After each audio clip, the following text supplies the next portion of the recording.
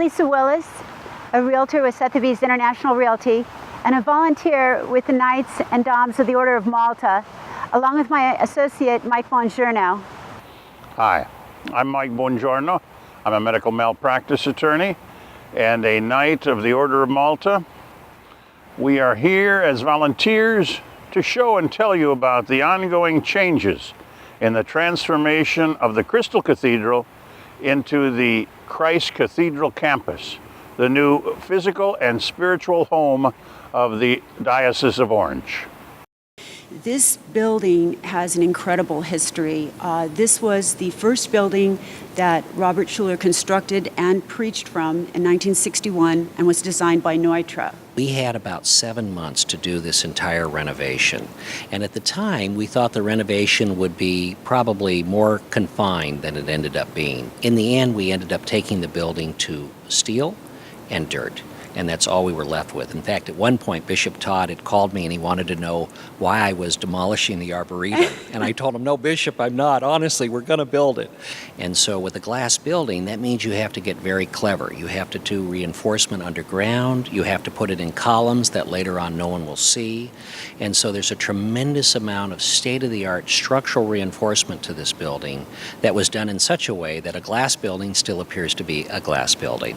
This building was also very unusual because Reverend Schuller asked Neutra to do a number of things that had never ever been done before, which was namely he wanted to be able to preach to about 1,000 people within the church, but he also wanted to be able to walk outside on a balcony and preach to people seated on the ground and also in their car. The east facade was entirely glass, but when we looked at the original pictures, we noticed that the last panel, which is very significant, had a color in it. They were black and white pictures, and we thought, oh, that's very interesting.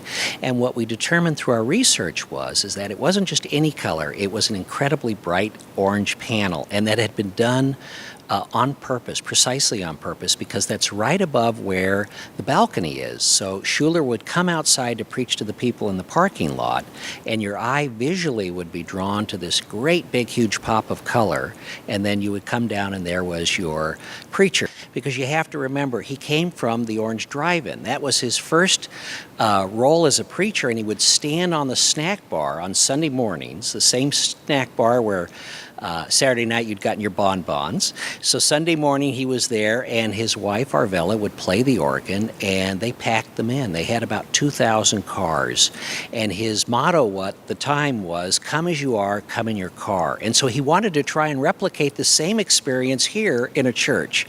And I think it's safe to say that Neutra probably had to ponder that one for a little while.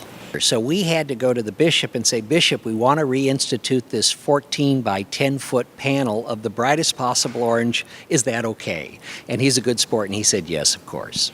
Right now we can seat about 1,350, and that was expanded a little bit. We did change the mezzanine that you see up there and enhance some of the sight lines, but other than that, we really haven't changed the seating.